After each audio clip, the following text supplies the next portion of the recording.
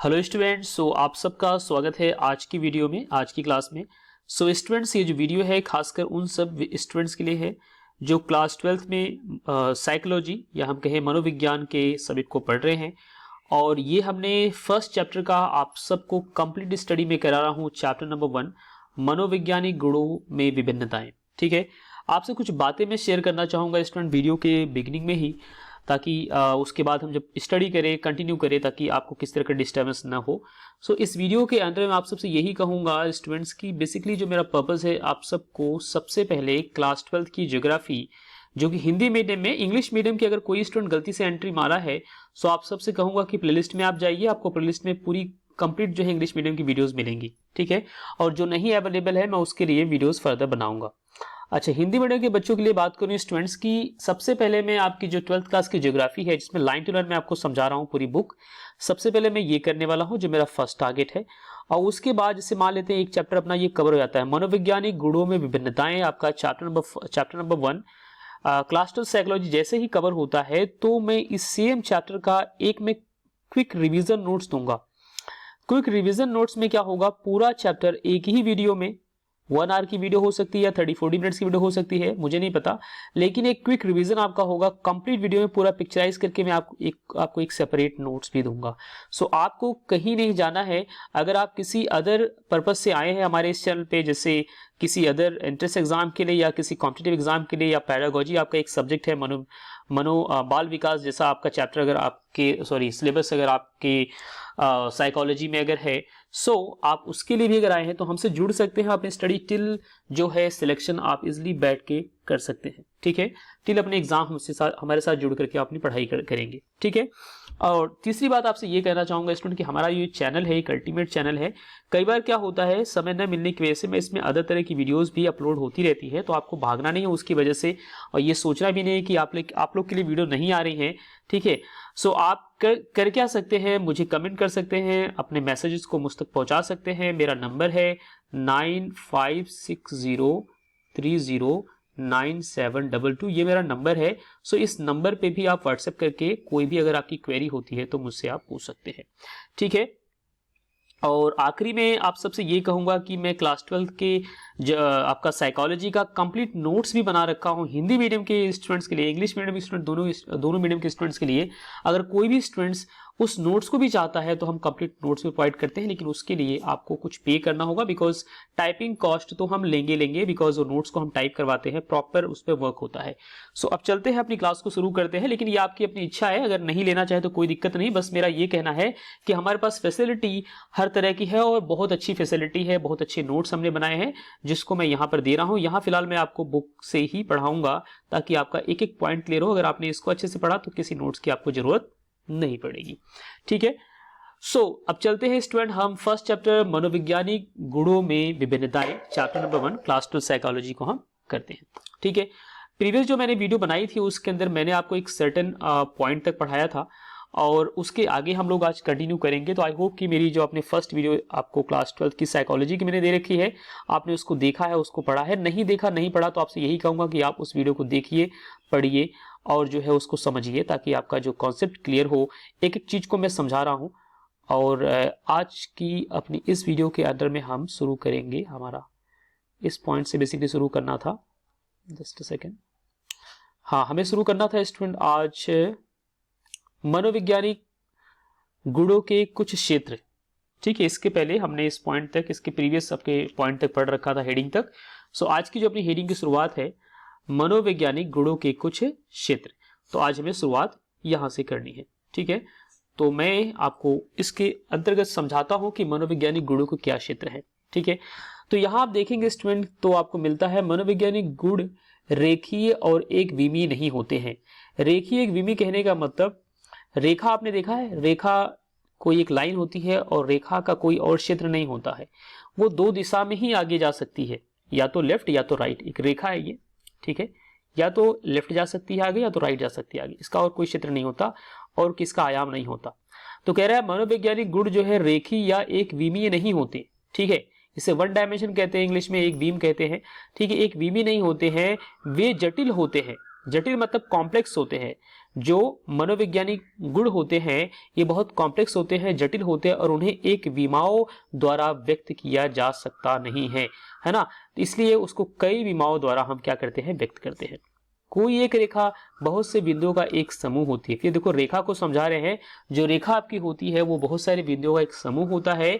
बिंदु कोई स्थान नहीं घेरता, ओके, परंतु एक डिब्बे के बारे में सोचे अगर आप देखें तो डिब्बा कैसा होता है, डिब्बा आपका 3D शेप होता है और डिब्बा जो है स्थान घेरता है।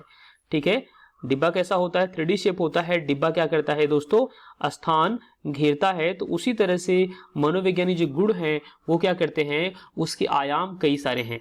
डिब्बे का वर्णन उसकी 3 विमाओं, जैसे ये जो 3 साइड्स होती हैं उससे हम कह सकते हैं। कह रहा है किस सहायता से किया जा सकता है, कह रहा है ये 3 विमाएं जो है इसकी लंबाई हो सकती है, चौड़ाई, ऊंचाई। जिस कमरे में आप बैठ के स्टडी कर रहे हैं, जिसमें पढ़ाई कर रहे हैं, जहां से आप मेरी वीडियो देख रहे होंगे, अगर वो कमरा है, खुला स्थान नहीं है, तो निश्चित रूप से उसकी 3 आयाम उसके होंगे। कमरा आपका हो सकता है आयताकार, हो सकता है आयताकार, घनाभाकार या घनाकार हो सकता है। ठीक है, कह रहा है यही स्थिति मनोवैज्ञानिक गुणों की भी होती है। कह रहा है ये गुण सामान्यतया बहु विमात्मक या बहुपक्षीय होते हैं। ठीक है, कह रहा है यदि आप किसी व्यक्ति का पूर्ण मूल्यांकन करना चाहते हैं तो आपको यह मूल्यांकन करना होगा कि वह विभिन्न क्षेत्रों जैसे कि संज्ञात्मक, संवेगिक, सामाजिक आदि में कैसा व्यवहार या निष्पादन करता है। ठीक है, जैसे मान लेते हैं, मैंने आपको प्रीवियस जब क्लास ली थी तो मैंने आपसे बताया था कि अगर आपकी क्लास में कोई एक ऐसा बच्चा आपको दिखता है, उसकी मैथ्स अच्छी है, अगर उसका गणित विषय बहुत अच्छा है, तो आप उसे इंटेलिजेंट नहीं कह सकते, या हो सकता है आप कह भी सकते हैं। अगर आप एक विमीय वाले विद्यार्थी हैं, आपको उसका मैथ का पहलू बहुत अच्छा लग गया, तो आप हो सकता है उससे बोलने लगे बहुत इंटेलिजेंट। लेकिन हो सकता है वो बच्चा इतना शर्मीला हो, गणित का विषय का जो अच्छा बच्चा इतना शर्मीला हो, उसको आप मतलब 2 लोग के बीच में खड़े होकर बोलना ही नहीं आता हो। ठीक है, लेकिन एक दूसरा बच्चा जिसकी मैथ वीक है, लेकिन वो क्या है, उसके अंदर लीडरशिप की क्वालिटी है, वो 1000 लोगों के बीच में बहुत अच्छे से भाषण दे सकता है, बात कर सकता है। तो अब कुछ लोग इसको बोलेंगे इंटेलिजेंट, कुछ लोग इसको बोलेंगे इंटेलिजेंट, है ना। तो यहाँ पर 2 मनोवैज्ञानिक गुण आपको दिखते हैं। ये 2 मनोवैज्ञानिक गुण है, 2 अलग अलग विशेषता है, लेकिन उसको परख, उसकी समझ करने के तरीके हमारे क्या है, अलग अलग है। और हमारी पसंद या हमारी नापसंद के अकॉर्डिंग हम उसको क्या कर देते, कई बार वैल्यू दे बैठते हैं। ठीक है स्टूडेंट्स, तो वही चीज मैं आपको समझाना चाह रहा हूं। तो उसी चीज को यहां पर डिटेल में हम पढ़ेंगे। कह रहा है इस कथन में हम मनोवैज्ञानिक की अभिरुचि के कुछ महत्वपूर्ण गुणों का वर्णन करेंगे। इन गुणों का समवर्गीकरण मनोवैज्ञानिक साहित्य में उल्लेखित उनके प्रकार के मनोवैज्ञानिक परीक्षणों पर आधारित है। ठीक है, तो यहां पर हम इसको पॉइंटेड करते हैं ताकि आपको दिखता रहे। ओके, मैं भी मिस हो जाता हूं। तो क्या कह रहा है, कह रहा है इस अध्याय में हम जो है मनोवैज्ञानिक अभिरुचि के कुछ महत्वपूर्ण गुणों का वर्णन करेंगे, जो अभी हम आगे नीचे देखने वाले हैं। और इन गुणों का समवर्गीकरण, उसी को वर्गीकृत आगे करके साहित्य में उल्लेखित ठीक है अनेक प्रकार के मनोवैज्ञानिक परीक्षणों पर आधारित हम उसको भी देखेंगे आगे। तो सबसे पहला आपका पॉइंट आता है बुद्धि। बुद्धि मतलब इंग्लिश में इसे कहते हैं इंटेलिजेंस। ठीक है, सो दोस्तों बुद्धि क्या होती है, बुद्धि का यहाँ पर किस तरह से उसको हम समझें। तो ये देखो इन्होंने क्या आपको समझाया है, कह रहा बुद्धि का आशय पर्यावरण को समझने, ठीक है, सविवेक चिंतन करने अथवा किसी चुनौती के सामने होने पर उपलब्ध संसाधनों का प्रभावी ढंग से उपयोग करने की व्यापक क्षमता से है। ठीक है, बुद्धि का मतलब इन्होंने कुछ इस तरह से आपको बताया, जो कि बिल्कुल सही है। लेकिन बुद्धि का मतलब हमारे समाज में अलग अलग लोगों का अलग अलग तरह से हो सकता है। ठीक है, क्योंकि हर एक इंसान की परिभाषा सेम नहीं होती। लेकिन यहां पर आपको जो बुद्धि की परिभाषा मिल रही है वो जनरल है, पूरी तरह से जनरल है। अगर आप किसी एक पर्टिकुलर विषय में बहुत ज्यादा होशियार, बहुत तेज है, तो इसका मतलब ये नहीं कि आप बहुत बुद्धिमान हैं, बहुत तेज हो चुके हैं, नहीं, बिल्कुल नहीं। तो यहां पर जो आपको कथन मिलता है निश्चित रूप से इसको आप समझेंगे और इसे हम बुद्धि या इंटेलिजेंस कहेंगे। कह रहा बुद्धि परीक्षण से नेक्स्ट पॉइंट पे हम आते हैं नीचे। बुद्धि परीक्षण से हमें जो है व्यक्ति की व्यापक सामान्य संज्ञात्मकता, क्षमता तथा विद्यालयी शिक्षा से लाभ उठाने की योग्यता ज्ञान होता है। ठीक है, कह रहा है बुद्धि की क्षमता से हमें बहुत सारी चीजें पता लगती है। व्यक्ति की संज्ञात्मक क्षमता, उसकी मतलब किस प्रकार की उसकी क्षमता है, साथ साथ विद्यालय की शिक्षा से लाभ उठाने की योग्यता का हम उसे समझ सकते हैं। सामान्यतः कम बुद्धि वाले रखने वाले विद्यार्थी विद्यालय की परीक्षा में उतना अच्छा निष्पादन करने की संभावना नहीं रखते, परंतु जीवन के अन्य क्षेत्रों में उनकी सफलता की प्राप्ति का संबंध मात्र बुद्धि परीक्षणों पर उनके प्राप्तांक से नहीं होता। ठीक है, तो बहुत इंपॉर्टेंट लाइन है, इसे आप समझने की कोशिश कीजिए। इन्होंने कहा कि सामान्यतः अगर हम ये कह दें कि एक अच्छा बच्चा एक ऐसा बच्चा है जिसके प्राप्तांक कमाए हैं, जिसके मार्क्स कमाए हैं, जिसके नंबर कमाए हैं, तो वो जीवन के अन्य हिस्सों में या अन्य क्षेत्रों में वो सफल नहीं होगा। क्या ये सही बात है? पूरी तरह से गलत बात है दोस्तों, कि हम किसी के बुद्धि का जो है आकलन उसके आए जो रिपोर्ट कार्ड है उसके अंदर के मार्क्स से करते हैं, तो ये पूरी तरह से गलत बात है। आपको मैं एक उदाहरण से आपको समझाऊंगा। आईएएस की जो परीक्षा आपने सुनी होगी, हो सकता है आप में से कुछ लोग यूपीएससी करना चाहते हो, आईएएस करना चाहते हो, खासकर यूपी बिहार के लोग अगर इस वीडियो को देख रहे होंगे तो यूपी बिहार के अंदर पता नहीं कौन सा एक इंटेंशन होता है कि आईएएस पीसीएस तो करनी है उनको। ठीक है, तो यहां पर मैं आपसे यही कहूंगा कि आईएएस का जो आपका एग्जाम होता है ना दोस्तों, उसके लिए आपको सिर्फ ग्रेजुएशन चाहिए, और ग्रेजुएशन में सिर्फ और सिर्फ 33% चाहिए, ओनली 33%। वो कुछ नहीं कहते कि आप ग्रेजुएशन साइंस से करके आओ, मैथ से करके आओ, फिजिक्स करके आओ, केमिस्ट्री से, एडवांस साइंटिफिक सब्जेक्ट से करके आओ, ऐसा कुछ नहीं मांगते। वो कहते हैं आप किसी भी सब्जेक्ट में पढ़े रहो, आप ग्रेजुएट रहो और मिनिमम नंबर से पास रहो, तब भी आप एलिजिबल हो। जबकि देश की सबसे डिफिकल्ट परीक्षा है, वो सबसे डिफिकल्ट परीक्षा है आईएएस की, फिर भी ऐसा क्यों है? अगर ऐसा बनाया गया नियम है तो निश्चित रूप से उनकी कुछ समझ होगी, ऐसे तो बनाएंगे नहीं। वो चीज हमें यहां स्पष्ट कर देती है कि जस्ट हम प्राप्तांक से सारी चीजें निर्धारित नहीं कर सकते।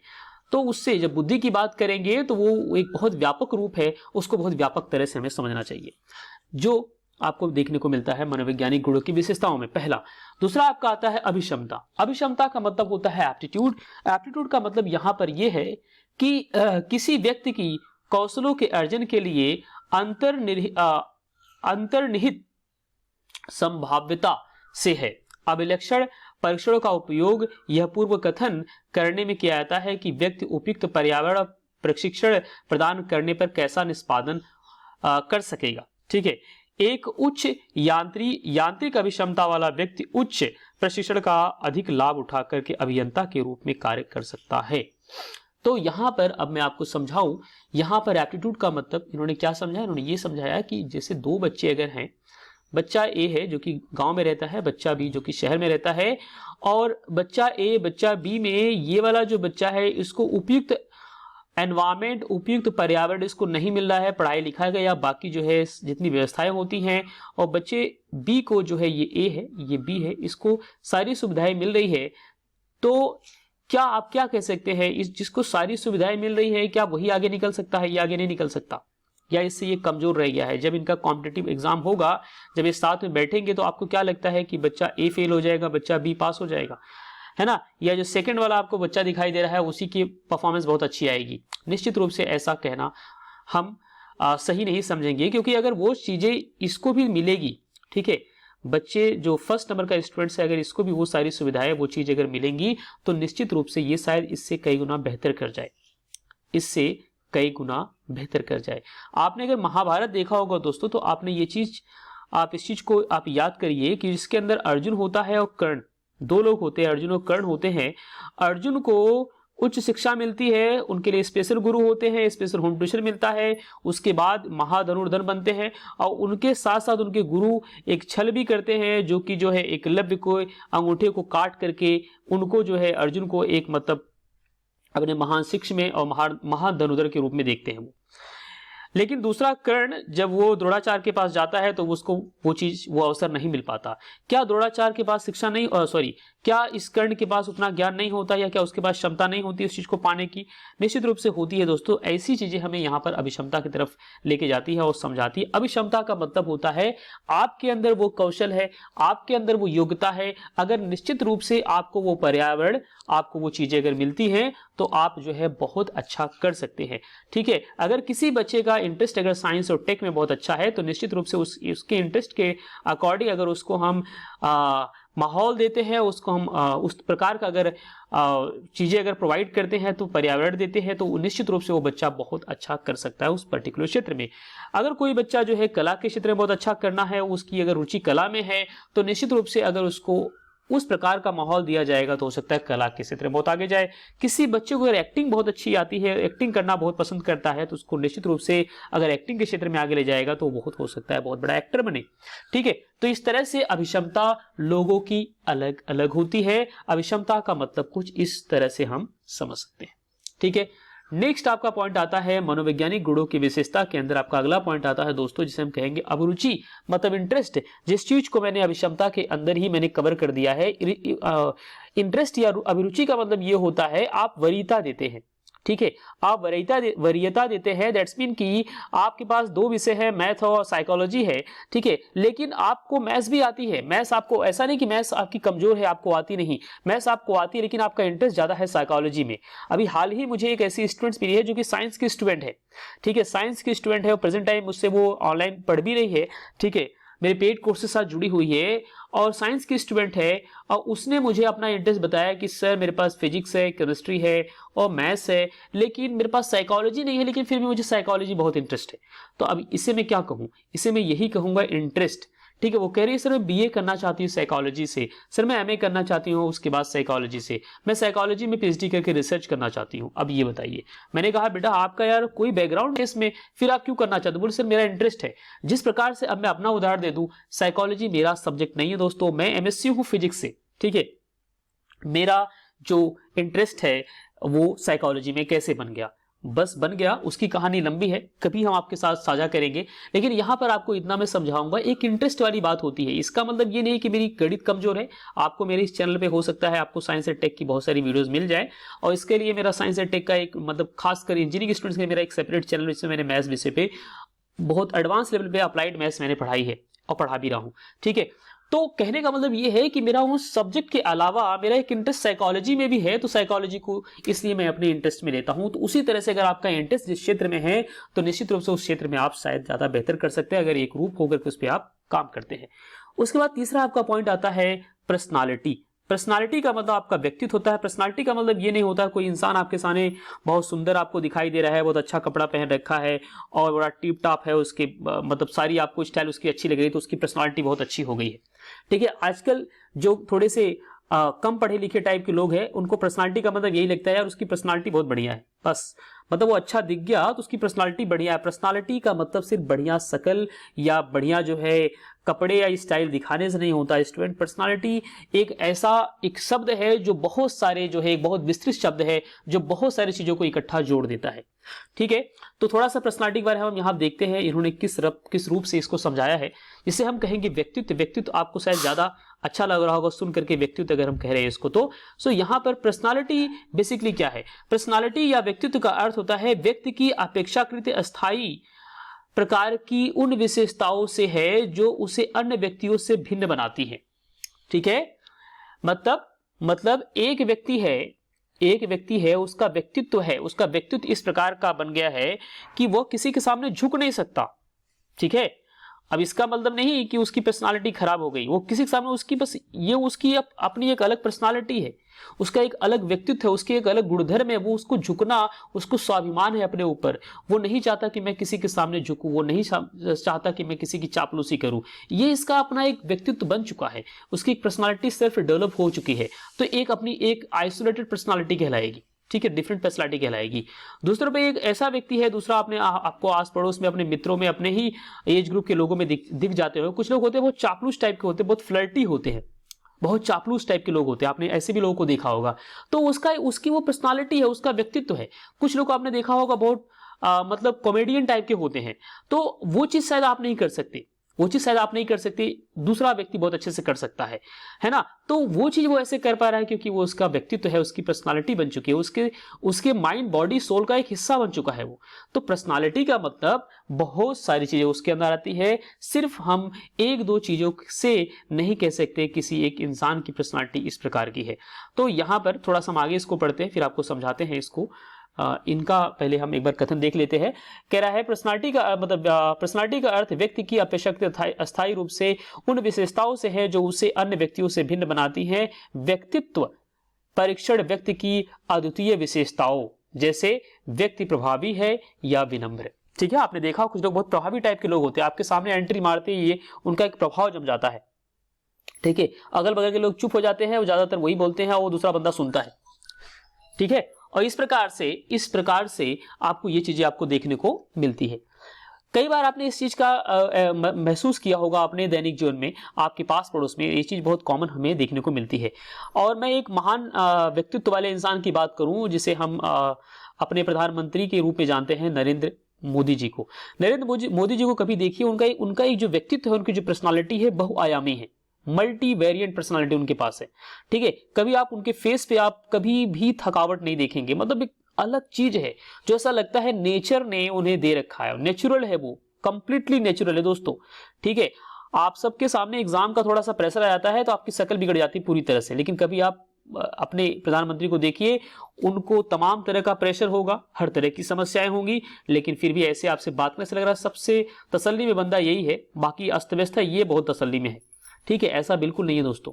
हमें ऐसा लगते हैं, दूर के ढोल सुहाने में लगते हैं, आपको लगता होगा वो मिनिस्टर है तो बहुत मजे है उनको, या है ऐसा है वैसा है, कुछ नहीं ऐसा है। ठीक है, जीवन समझना इतना आसान नहीं, इतना आसान हम उसको समझने लगते हैं। तो यहां पर मैंने आपको समझाया, कुछ लोग की प्रभावी होती है, कुछ लोग की विनम्र होती है, जावक है या विनिवर्तित, संवेगित है या स्थिर है ना, तुरक मिजाज आदि, इस तरह के आपको अलग अलग तरह की पर्सनालिटी, अलग अलग तरह के व्यक्तित्व आपको देखने को मिलते हैं। ठीक है, मूल्यांकन करने का प्रयास करते हैं। व्यक्तित्व मूल्यांकन हमें किसी एक व्यक्ति के व्यवहार की व्याख्या करने में सहायता प्रदान करते हैं। जब किसी व्यक्ति के हम उसके व्यवहार के प्रति उसका मूल्यांकन करते हैं, उसकी समझ रखते हैं, तो उसके व्यवहार, जैसे आप लोग अपने स्कूल के टीचरों का मूल्यांकन बहुत करते हैं, अपने पास पड़ोस में लोगों का मूल्यांकन करते हैं, है ना, खासकर इस उम्र में बहुत ज्यादा ही मूल्यांकन होता है, तो आप अपने अंदाज के हिसाब से आप बताते हो कि इनका व्यक्ति कुछ इस प्रकार का है। ठीक है, कुछ लोग बहुत शर्मीले आपको होते हैं, कुछ लोग बहुत प्रभावी टाइप के लोग होते हैं, वो ज्यादा बोलते हैं, तो ऐसे अलग अलग भिन्न भिन्न आपको प्रकार की जो व्यक्तित्व आपके पास पड़ोस में ही आपको देखने को मिलती है।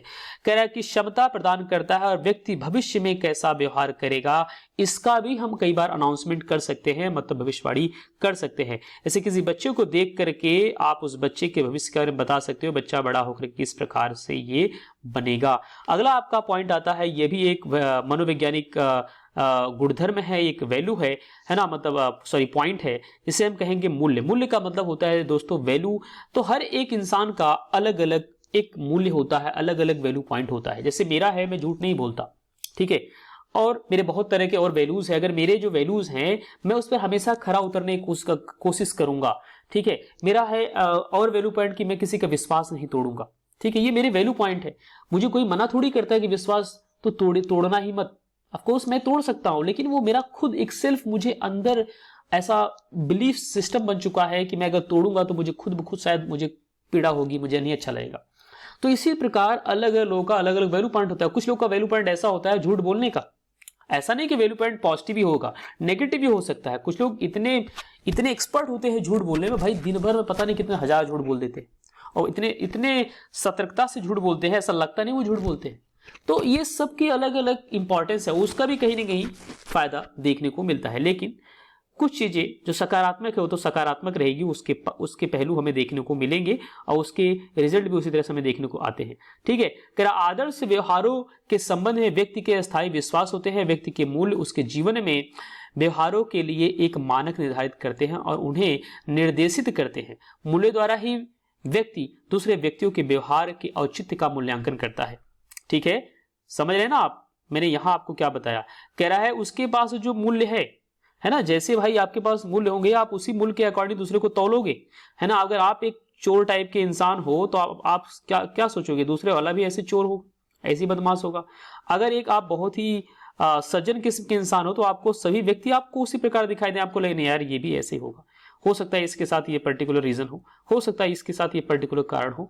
ठीक है, तो कहने का मतलब क्या है, कहने का मतलब यहां पर आपको ये देखने को मिलता है जैसा आपका व्यक्तित्व होगा सामने वाले को आप उसी तराजू में तौल रहे होंगे, और ये जीवन की सच्चाई है। देखो यहां बताया ना कि मूल्यों द्वारा ही व्यक्ति दूसरे व्यक्ति के व्यवहार के औचित्य या का मूल्यांकन करता है। मूल्यों के मूल्यांकन में हम किसी व्यक्ति में प्रभावी मूल्य का निर्धारण करते हैं, और उसी मूल्यांकन के दौर में हम क्या करते हैं, उस व्यक्ति के अंदर कुछ प्रभावी होने वाली चीजों को देखते हैं, मूल्यांकन कर बैठते नहीं यार इस व्यक्ति का ये चीज ऐसा है। उदाहरण के लिए मूल्यांकन द्वारा हम यह जान सकते हैं कि व्यक्ति में राजनीतिक गुण है, धार्मिक है, सामाजिक है, आर्थिक आदि मूल्यों में कौन सा मूल्य व्यवहार को देखने को मिलता है, वो चीज आपको समझ में आ जाएगी। आपके पास पड़ोस में या आपका कोई खास मित्र है, आप उससे बात करो, आधा घंटा 10 मिनट 15 मिनट आप बात करके देखो, आपको खुद बहुत पता लग जाएगा कि इसका वैल्यू किस तरह से है। अगर वो धार्मिक होगा तो आपसे धर्म की बात करेगा, आपसे अच्छाई की बात करेगा, बोलेगा नहीं यार बदमाशी मत करिए, सही से रहिए, ऐसे सारी बातें। ठीक है, अगर वो अनैतिक होगा तो अनैतिक बातें आपसे करेगा, तो आपको उसका मूल्य पता चल जाएगा। अगर वो राजनीतिक होगा तो आपसे उसके बातचीत करने का तरीका आपको वैसे पता चल जाएगा। सामाजिक होगा, आर्थिक होगा, मतलब जिस भी प्रकार का उसकी वैल्यू पॉइंट्स ने मेंटेन कर रखा है वो देखने को मिलेगा। और एक बात आपको और बताऊं दोस्तों कि वैल्यू पॉइंट आपका स्थिर भी नहीं रहता। ठीक है, वो आपका बदलता भी रह सकता है, क्योंकि हम लोग क्या होते हैं, हम लोग मोटिवेट होते हैं अलग अलग प्रकार के अलग अलग लोगों से।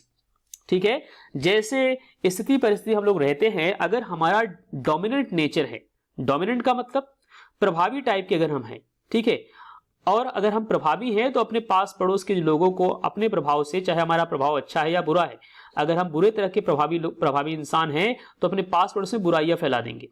ठीक, अगर हम प्रभावी नहीं है, रिसेसिव टाइप के लोग हैं, है ना, तब क्या होगा कि पास पड़ोस का जैसा माहौल होगा वो माहौल हमें प्रभावित कर देगा, उस माहौल में हम ढल जाएंगे। ठीक है, तो आपने देखा है कभी किसी मोटिवेटर को, कभी कोई मोटिवेशनल आपने वीडियो देखी होगी, तो मोटिवेशनल वीडियो देखने के बाद या किसी आप मूवी को देखने जा रहे होगे, तो मूवी देखने के बाद आपको कई बार ऐसा लगता है यार वो जो हीरो है, वो जो एक्टर है या जो एक्ट्रेस है, मैं उसके जैसा हूं या उसके जैसा बन जाऊं मैं। तो आप जब बाहर निकलते हो तो एक अलग सी फीलिंग के साथ निकलते हो, तो कहीं न कहीं से आपके अंदर एक मोटिवेशनल, एक सीख की भावना हमेशा होती है। तो कोई जरूरी नहीं है कि अगर आपके वैल्यू पॉइंट खराब है आज तो वो कल भी खराब रहेंगे। ठीक है, उसको बदला जा सकता है दोस्तों। इसलिए मैं आप सबसे एक टीचर होने के नाते, आपके शिक्षक होने के नाते आपसे यही कहूंगा कि अपने वैल्यू पॉइंट को सुदृढ़ रखिए, अपने अभिरुचि को आप वरीयता दीजिए। ठीक है, आपके जो एप्टीट्यूड है, जो आपकी अभिक्षमता है, उसको आप मेंटेन कीजिए, और इन सब मूल्यों से आप जो है निश्चित रूप से जीवन में एक अच्छा स्थान ग्रहण कर पाएंगे और अपने आप को बहुत बेहतर ढंग से समझ पाएंगे। साइकोलॉजी एक बहुत कमाल का सब्जेक्ट है, मनोविज्ञान एक कमाल का सब्जेक्ट है, इसे कभी हल्के में लेके बिल्कुल मत पढ़ना। साइंटिफिक सब्जेक्ट है दोस्तों, बहुत अच्छा सब्जेक्ट है। मैंने आपको बताया मैं फिजिक्स का स्टूडेंट रहा हूं, लेकिन मुझे साइकोलॉजी अच्छी लगती है, क्योंकि साइकोलॉजी है क्या, साइकोलॉजी हमारे खुद के व्यवहार, हमारे खुद की पर्सनालिटी, हमारे खुद के स्टेट ऑफ माइंड को ही तो पढ़ाती है। और कहीं ना कहीं जब इसको जानते हैं तो हमें और अच्छा लगता है, हम अपने आप को और अच्छे से समझ सकते हैं, अपने पास पड़ोस में लोगों को समझ सकते हैं, किसी को गुस्सा क्यों आता है उसको समझ सकते हैं, हम तमाम चीजों को बहुत अच्छे से समझ सकते हैं। तो आज की वीडियो स्टूडेंट्स हम यही स्टॉप करते हैं। आप सबसे एक बात में चलते चलते कहना चाहूंगा कि मेरी वीडियो दोस्तों लंबी हो जाती है, तो आपसे रिक्वेस्ट है जब भी आप मेरी वीडियो सुना करो, जब भी आप मेरी वीडियो देखा करो, तो कोशिश ये किया करो कि आप फोन को बगल में रख करके लेट जाओ, बैठ जाओ, या जैसा भी आपको कंफर्टेबल है। ज्यादा बेटर होगा कि आप लेट जाओ, फोन को बगल में रख करके, या लैपटॉप यूज कर लैपटॉप को बगल में रख करके आप जो है वीडियो को ऑन करके, ईयरलेट बिना लगाए, ईयरलेट ज्यादा देर तक लगाओ तो उससे आपके कान जो है वो थक जाते हैं जल्दी, ब्रेन जल्दी थक जाता है। तो आप वॉइस को वैसे ही आने दो, फ्री एयर रहने दो, तो आप मेरी वीडियो को सुना करो ध्यान से, जो ऑडियो चल रहा है उसको ध्यान सुना करो, निश्चित रूप से आपकी साइकोलॉजी सुधरेगी। वीडियो लंबी हो रही है, मैं उस चीज का ध्यान रखूंगा, मैं नहीं चाहता, थोड़ा एक्सप्रेशन बढ़ जाता है इसलिए वीडियो बड़ी हो जाती है। अदरवाइज मैंने आपको पहले ही बताया है कि वीडियो जैसे ही अपनी ये चैप्टर 1 कवर होगा, मैं आपको एक की नोट्स दूंगा, 30 मिनट से पूरा चैप्टर या 40 मिनट से पूरा चैप्टर मैं आपको प्रोवाइड करूंगा। ठीक है, तो till then students take care, और हमारे साथ जुड़े रहिए, अपनी स्टडी हमारे साथ कीजिए, और किसी प्रकार की अगर आपकी समस्या हो तो मैंने आपको अपना नंबर शेयर किया है, आपसे बात कर सकते हैं। अगली जो वीडियो अपनी आएगी उसके अंदर हम बात करेंगे मूल्यांकन की विधियां। अभी देखो ये फर्स्ट चैप्टर का हम इस पॉइंट तक देखो यहाँ तक पहुंचे हैं, पूरा यहाँ से नीचे तक चैप्टर अभी पढ़ना है हमें, पूरा चैप्टर अभी हमें पढ़ना है ये। ठीक है, सो इस प्रकार से हम अगर सोचे तो वीडियो आपकी काफी बड़ी होगी, लेकिन हम कोशिश करेंगे वीडियो जल्दी जल्दी कवर करने की, ताकि हम इसको जल्दी जल्दी कवर कर पाए। So till then student take care and thank you so much.